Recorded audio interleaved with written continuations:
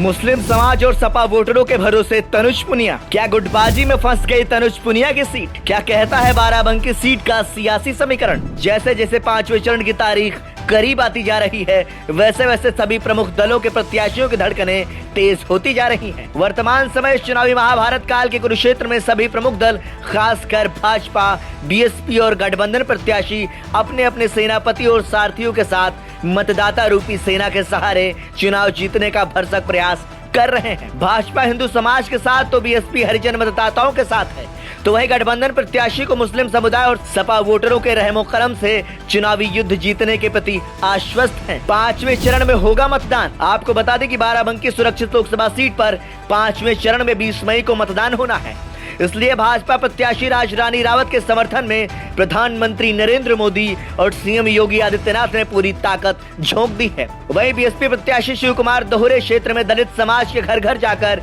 अपने पक्ष में मतदान करने की अपील करते हुए नजर आ रहे हैं। वहीं गठबंधन प्रत्याशी तनुज पुनिया के लिए चुनाव आसान नजर नहीं आ रहा है, क्योंकि तनुज पुनिया की जीत सिर्फ मुस्लिम समाज और सपा वोटरों पर ही निर्भर है।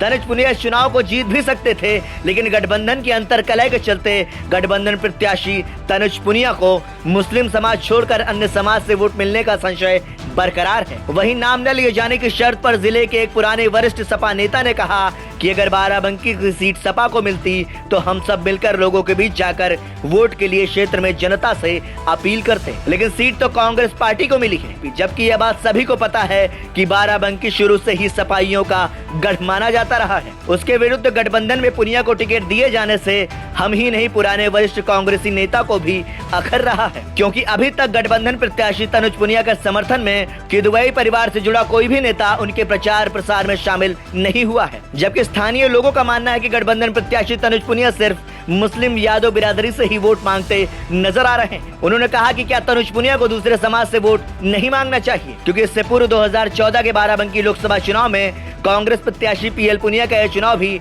नगरवासियों ने देखा है कि जिले में पुनिया द्वारा कराए गए विकास कार्य के बाद भी तत्कालीन सांसद पीएल पुनिया को 2,42,336 वोट ही मिले थे, जबकि उनके प्रतिद्वंदी प्रियंका सिंह रावत काफी बड़े अंतर से चुनाव जीतने में कामयाब रही थी।